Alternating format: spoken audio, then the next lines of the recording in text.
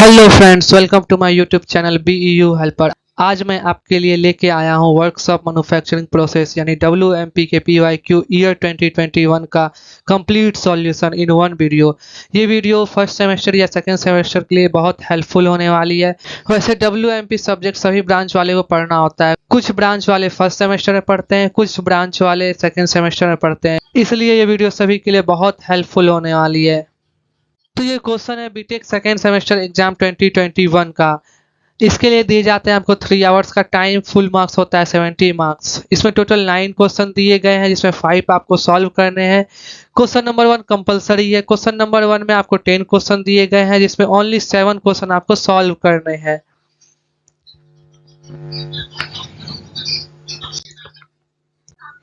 तो वीडियो को शुरू करने से पहले आप प्लीज इस वीडियो को लाइक एंड शेयर जरूर करें और मेरे चैनल को सब्सक्राइब जरूर करें, जिससे मेरे सारे वीडियो आप तक आसानी से पहुंच सके। तो देखते हैं first question, differentiate between would and timber. Would एक हार्ड फाइबरस स्ट्रक्चरल टिश्यू है जो ट्री और सर्ब्स के स्टेम और ब्रांच में पाया जाता है। वुड का यूज वेरियस पर्पस के लिए करते हैं जैसे कि construction, furniture, fuel, crafting etcetera. And timber एक वुड का ही अरेंजमेंट है जो वुड को यूज में नहीं लिया जाता है। टिम्बर का वाइडली यूटिलाइज कंस्ट्रक्शन के लिए किया जाता है जैसे कि framing, beams, columns, floor and claddings. It is value for its strength, renewable nature, thermal insulation properties. Next है differentiate between hot working and cold working.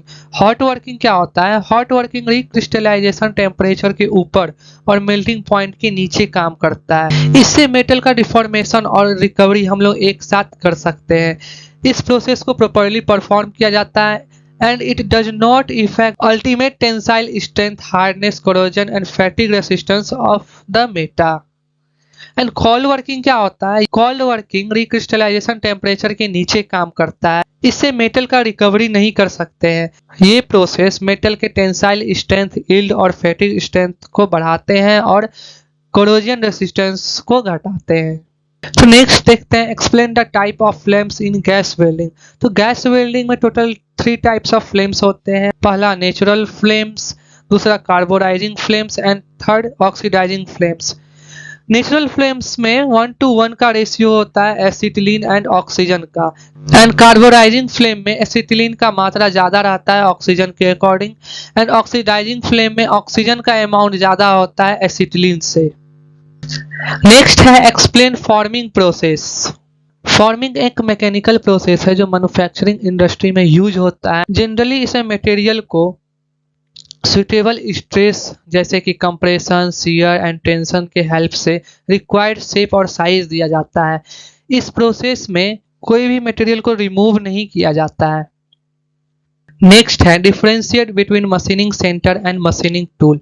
Machining centre क्या होता है? मशीनिंग सेंटर एक CNC मशीन टूल है जो different operation perform कर सकता है जैसे कि milling, boring and drilling with high accuracy and minimal time. और ये ऑटोमेटिकली टूल चेंजिंग मैकेनिज्म होता है जो मशीनिंग प्रोसेस में मल्टीपल कटिंग टूल को इनेबल करता है। एंड मशीनिंग टूल क्या होता है? Any stationary power driven machine that is used to shape और form parts made of metal or other materials. Machine tools can be operated manually or under automatic control. Next देखते हैं, explain the role of polarity in electric arc welding. तो जब हम लोग welding machine को on करते हैं तो इलेक्ट्रिक सर्किट फॉर्म होता है। उस सर्किट के पास या पॉजिटिव पोल होता है या नेगेटिव पोल होता है जो पोलैरिटी शो करता है।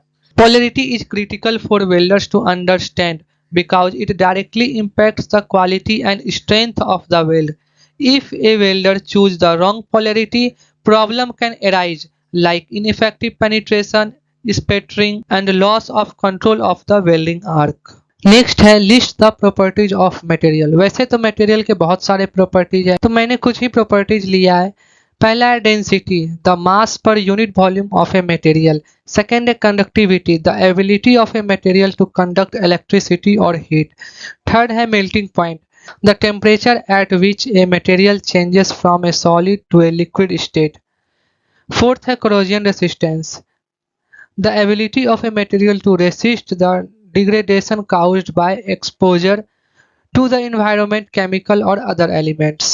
And last है ductility, the ability of a material to be drawn into wire or stretched into sheets without breaking. Next देखते हैं एक्सप्लेन एलॉय। एलॉय एक दो और या दो से अधिक मेटल या एक मेटल और एक नॉन मेटल का होमोजीनियस मिक्सचर होता है। यूजुअली एलॉय का यूज हम लोग किसी भी मटेरियल का strength, hardness, ductility, corrosion resistance और अदर डिजायर्ड कैरेक्टर बढ़ाने के लिए करते हैं। तो सबसे कॉमन एग्जांपल है एलॉय का स्टील, जो आयरन और कार्बन से मिलकर बना होता है। नेक्स्ट है differentiate between 3 jaw and 4 jaw chuck. वैसे 3 जॉ या 4 जॉ चक लेथ मशीन का एक पार्ट है जो जॉब को होल्ड करके रखता है। तो 3 जॉ चक को हम लोग एक साथ मूव कर सकते हैं, तो 4 जॉ चक में हम लोग एक साथ मूव नहीं कर सकते हैं, उसको इंडिपेंडेंटली मूव करना होता है। 3 जॉ चक में एक्यूरेसी थोड़ा कम रहता है अकॉर्डिंग टू 4 जॉ चक।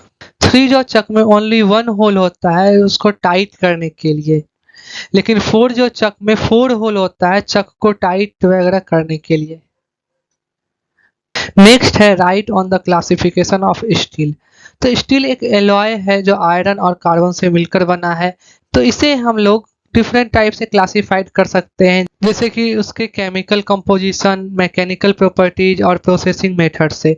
तो कुछ कॉमन क्लासिफिकेशन स्टील के होते हैं। फर्स्ट है carbon steel, second alloy steel, third stainless steel, fourth है tool steel and last high speed steel. Next देखते हैं second number, classify various manufacturing processes along with the suitable material that can be used in each process. तो manufacturing process को हम broadly 4 categories में बांट सकते हैं: casting, forming, machining and joining. Each process is suitable for different type of material depending on their properties and characteristics. तो हम लोग कुछ मैन्युफैक्चरिंग प्रोसेस को देखते हैं। फर्स्ट है कास्टिंग। कास्टिंग में क्या होता है, उसमें कोई भी मटेरियल को मेल्ट करके उसे दूसरे शेप में सॉलिडिफाई कर सकते हैं। This process is suitable for a wide range of material including metals, alloy and plastics. तो इसके भी कुछ टाइप्स होते हैं। पहला देखते हैं sand casting. Suitable material include iron, steel, aluminium and bronze. Next investment casting. Suitable material include steel, stainless steel and super alloys. Next die casting. Suitable material include zinc, aluminium, magnesium and copper alloys. Next plastic moulding. Suitable material including thermoplastic, thermosetting plastics and elastomers. Second में देखते हैं forming. Forming में क्या होता है, कोई भी material को हम लोग फोर्स या प्रेशर या हीट अप्लाई करके उसे नया शेप देते हैं।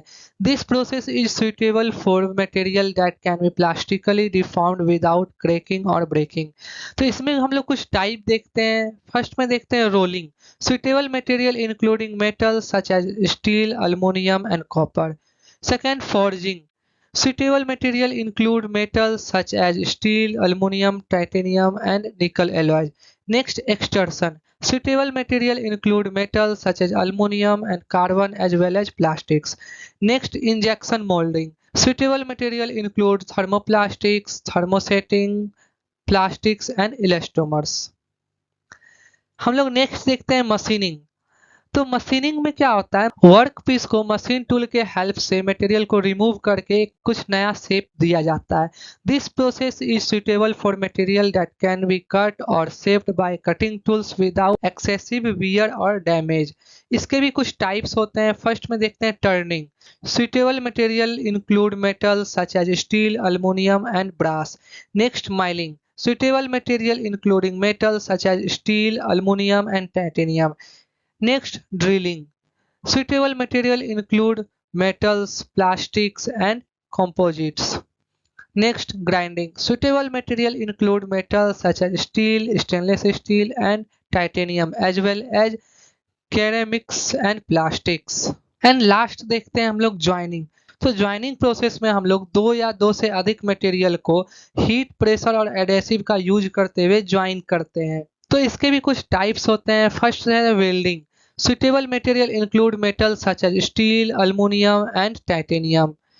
Next, soldering and brazing. Suitable material include metal such as copper, brass and silver. Next, adhesive bonding. Suitable material include plastics, composites and metals. Next, mechanical fastening. Suitable material include metals, plastics and composites.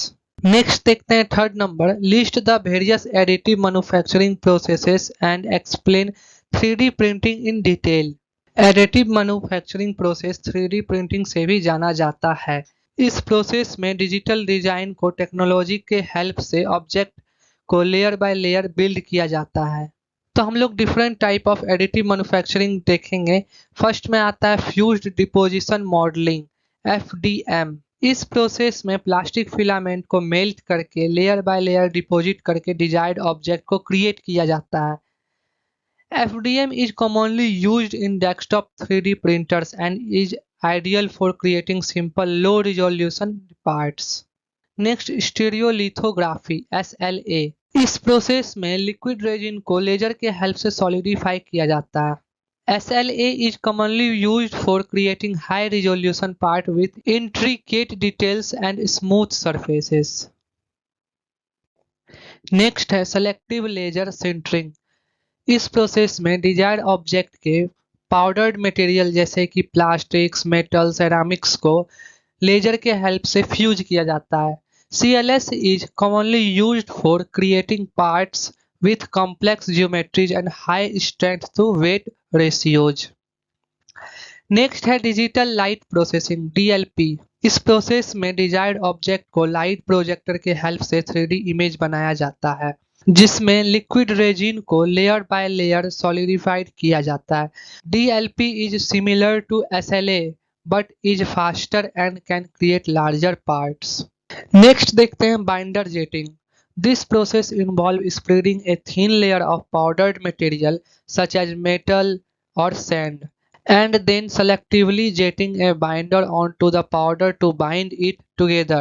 This process is repeated layer by layer until the desired object is created. अब देखते हैं 3D printing process. इसमें digital model को additive process का use करते हुए 3 dimensional object को create किया जाता है। It is faster, more effective and allow for greater design flexibility and customization. 3D printing is used in a wide range of industries including aerospace, automotive, healthcare and education to create complex geometries and custom parts that would be difficult to impossible to create using traditional manufacturing methods. 3D printing process को कुछ steps में बताया गया है। पहला है creation of A digital model. इसमें computer aided design और 3D स्कैनर के हेल्प से एक मॉडल तैयार करते हैं। सेकेंड देखते हैं स्लाइसिंग। इसमें स्पेशलाइज्ड सॉफ्टवेयर का यूज करते हुए डिजिटल मॉडल को थिन लेयर में काटा जाता है। Each layer is then converted into a 2D image which is used to guide the 3D printer. Next है printing. 3D printer 2D image को रीड करके लेयर बाय लेयर ऑब्जेक्ट को create करता है। The printer typically uses a thermoplastic filament that is heated and extruded through a nozzle which moves along X, Y and Z axis to create the object. And last आता है finishing। एक बार जब object print हो जाता है, it में require post processing to remove support structure, sand and polish the surface और apply additional coating. Next देखते हैं 4 number, explain the various operation that can be performed in fitting shop.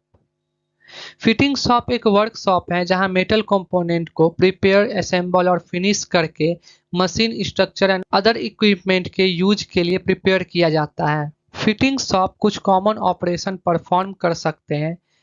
तो देखते हैं हम लोग फर्स्ट मार्किंग आउट। इस operation में मेटल कंपोनेंट पे line, arc and other symbol को मार्क कर सकते हैं। Second sowing. इस ऑपरेशन में हम लोग मेटल कंपोनेंट को डिजायर्ड लेंथ और शेप में hand saw, power saw, band saw की हेल्प से कट कर सकते हैं। थर्ड है फाइलिंग।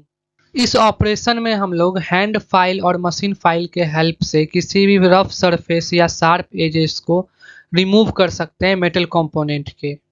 फोर्थ है ड्रिलिंग। इस प्रोसेस में हम लोग मेटल कंपोनेंट में ड्रिल बिट, ड्रिल प्रेस और हैंड हेल्ड ड्रिल का यूज करके होल बना सकते हैं। इस ऑपरेशन में हम लोग एक्सटर्नल और इंटरनल थ्रेडिंग कट कर सकते हैं टूल्स के हेल्प से। सिक्स्थ है टर्निंग। इस प्रोसेस में हम लोग लेथ के हेल्प से मेटल कंपोनेंट को कुछ शेप दे सकते हैं, जैसे कि शाफ्ट एंड पिन। सेवंथ है माइलिंग। इस ऑपरेशन में हम लोग मेटल कंपोनेंट को माइलिंग मशीन का यूज करके फ्लैट सरफेस या स्लॉट्स या अदर फीचर्स का शेप दे सकते हैं। 8 है ग्राइंडिंग। इस प्रोसेस में ग्राइंडिंग व्हील और एब्रेसिव बेल्ट के हेल्प से मेटल कंपोनेंट को स्मूथिंग और पॉलिशिंग किया जाता है। 9th है वेल्डिंग। इस प्रोसेस में मेटल कंपोनेंट को हीट और प्रेशर का यूज करते हुए ज्वाइन किया जाता है।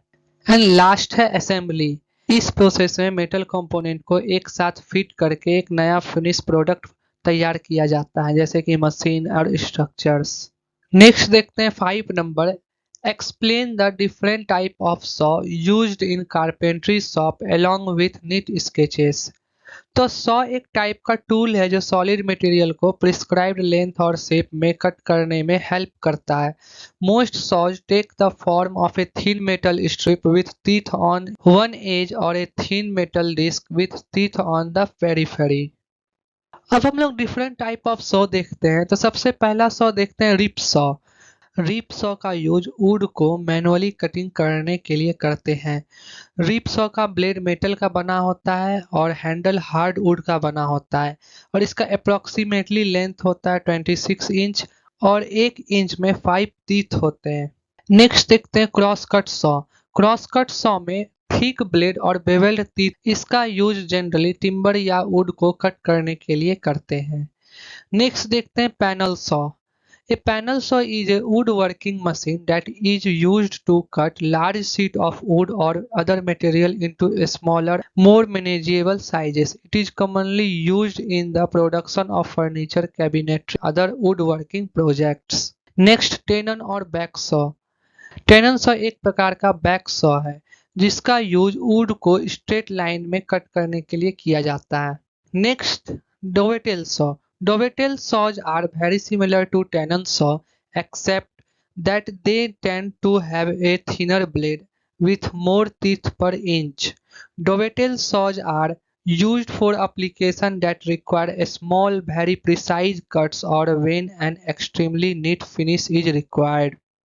नेक्स्ट बो सॉ। बो सॉ एक टाइप का हैंड सॉ है जिसका यूज हम लोग प्रिसाइज और एक्यूरेट कट करने के लिए करते हैं। नेक्स्ट देखते हैं कॉपिंग सॉ। कॉपिंग सॉ एक सी शेप के फ्रेम में थिन और नैरो ब्लेड से अटैच रहता है।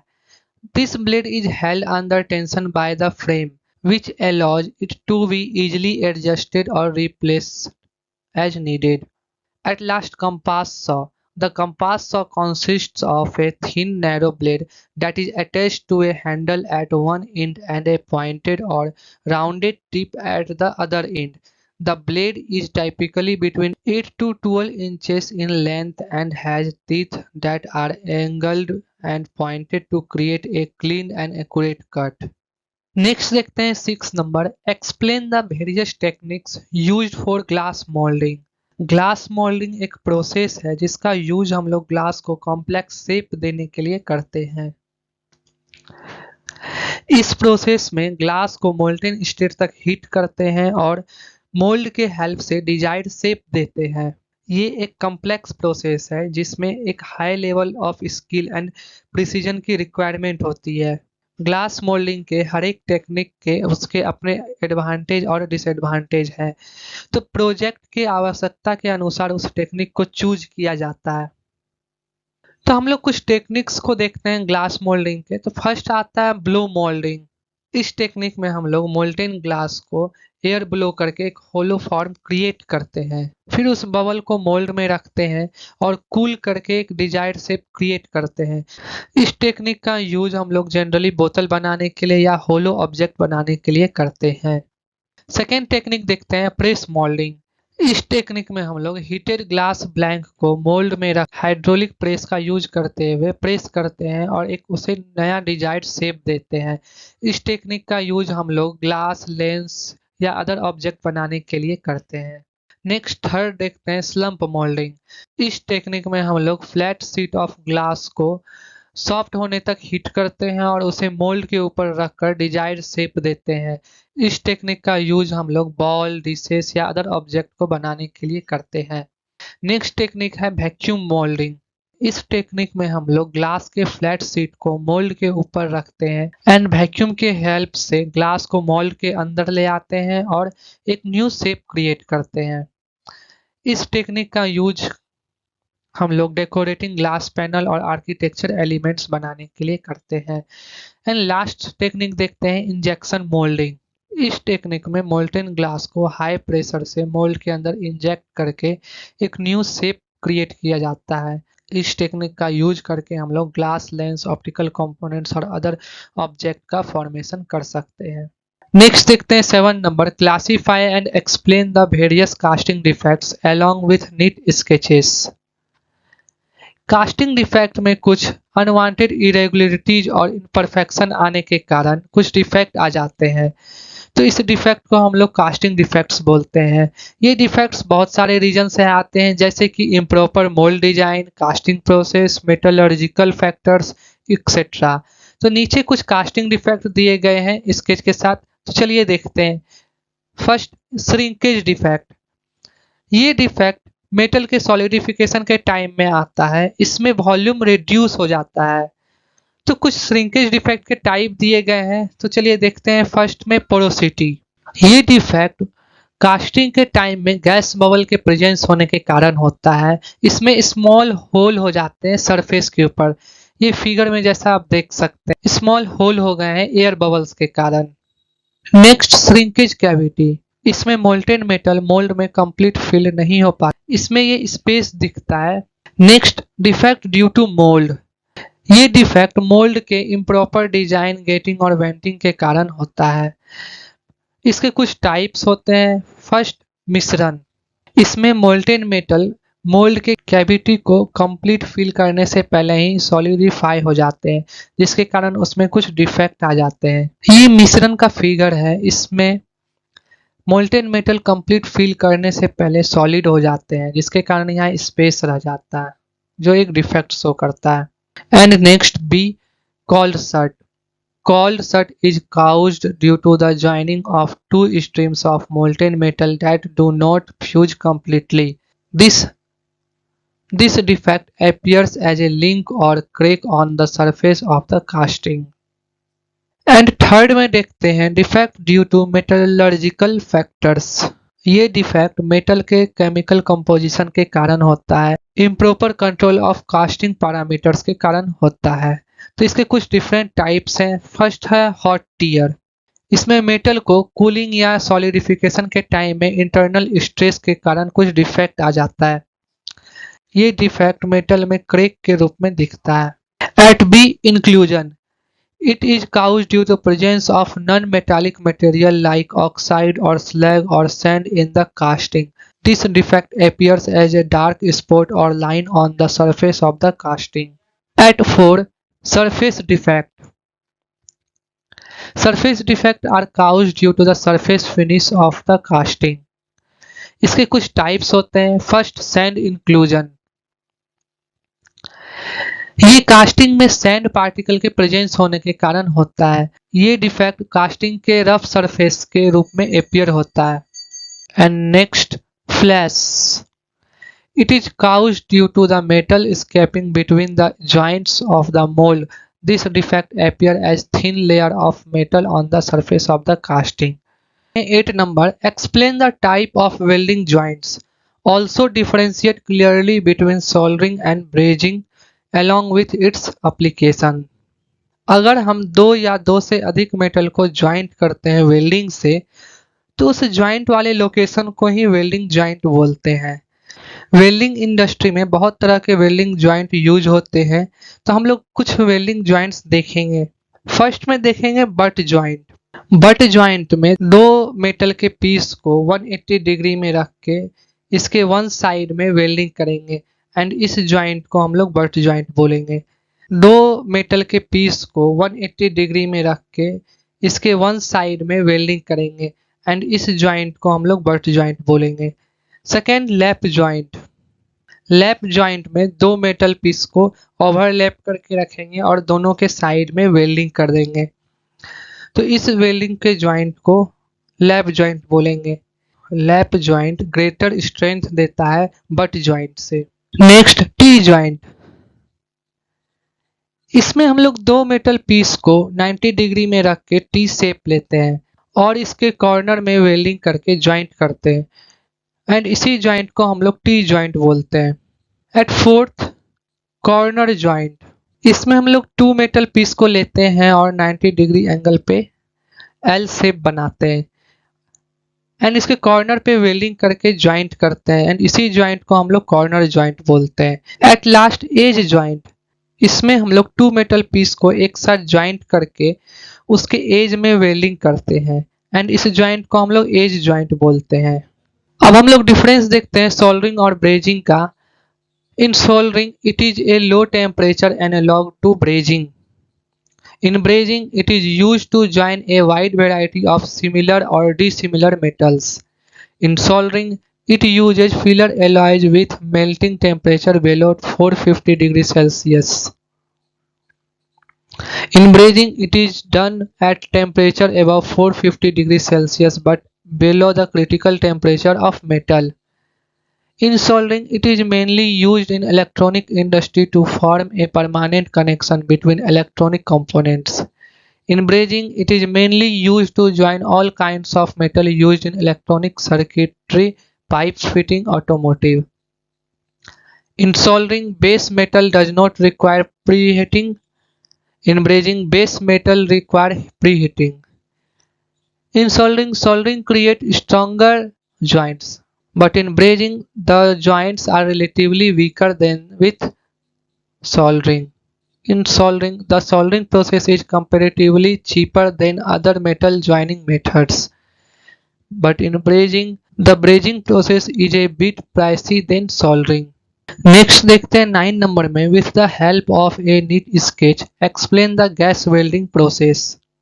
गैस वेल्डिंग एक इम्पॉर्टेंट वेल्डिंग प्रोसेस है जिसमें फ्यूल गैस को ऑक्सीजन के हेल्प से बर्न करके हाई टेम्परेचर का फ्लेम जनरेट करते हैं।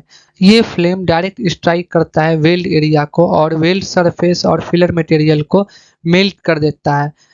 जो मेल्टेड पार्ट है वो डिफ्यूज होते हैं एक दूसरे में और ज्वाइंट क्रिएट करते हैं ठंडा होने के बाद।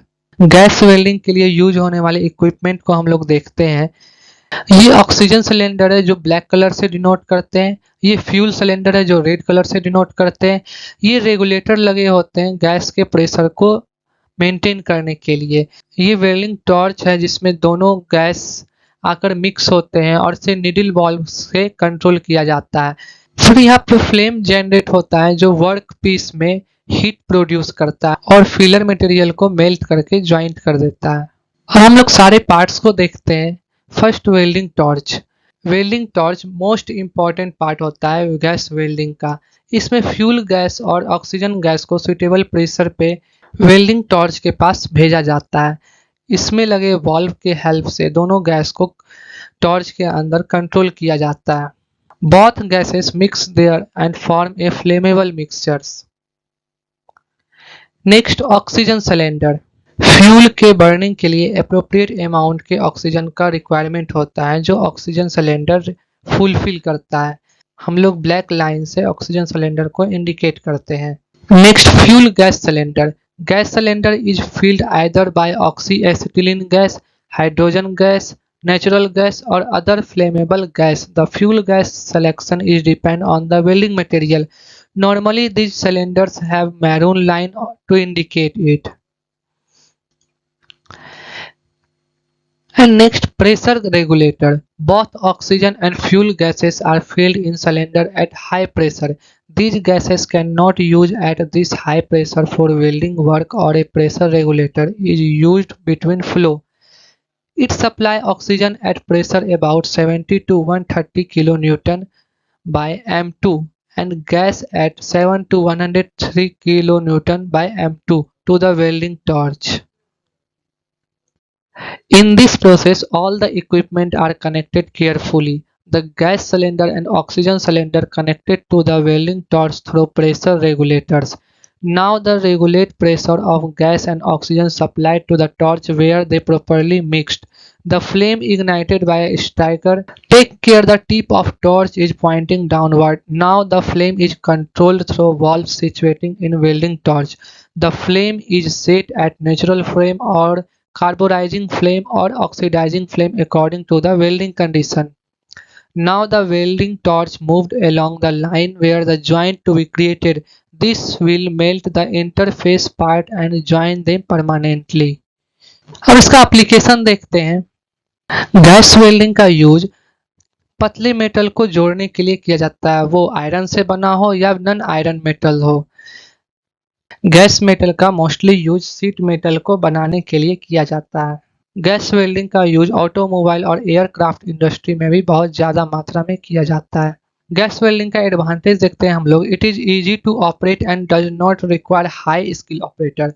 Equipment cost is low compared to other welding process like MIG, TIG, etc. It can be used at site. Equipments are more portable than other type of welding. It can also be used as gas cutting. And now we see the disadvantages of gas welding. It provides low surface finish. This process needs a finishing operation after welding. Gas welding have large heat affected zone which can cause change in mechanical properties of parental material. Higher safety issue due to naked flame of high temperature. It is suitable only for soft and thin sheets. Slow metal joining rate. No shielding area which cause more welding defects. And thank you so much इस video को last तक देखने के लिए। वैसे university के end same के exam में बहुत सारे क्वेश्चन रिपीट होते हैं प्रीवियस ईयर क्वेश्चन से, तो इसलिए मैं आपके लिए सारे सब्जेक्ट के PYQ का सॉल्यूशन लेके आने वाला हूं इस चैनल पे। तो इसलिए मेरे चैनल को सब्सक्राइब करके बेल आइकन जरूर दबाएं।